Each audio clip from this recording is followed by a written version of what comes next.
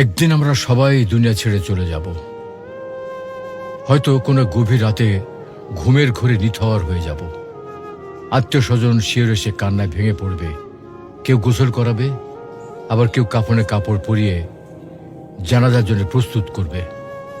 সবশেষে কবরের মাটিতে শুয়ে দিয়ে সবাই একে একে বিদায় নেবে। তখন আমি থাকবো একা, আর আমার সঙ্গে কি থাকবে? সঙ্গে থাকবে শুধু আমার আমল।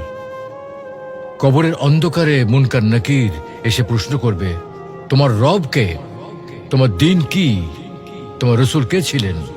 এই প্রশ্নের উত্তর দিতে পারবো আমরা? আমরা দুনিয়ার মোহে এতটাই বিভোর যে মৃত্যুর কথা ভুলে গেছি, অথচ জীবন ক্ষণস্থায়ী।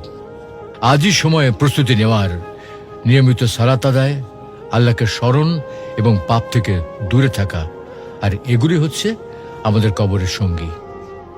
তো আসুন দুনিয়ার মোহ ছেড়ে আল্লাহর পথে ফিরে যাই। মৃত্যু সেই একাকী রাত আমাদের জন্য শান্তির রাত।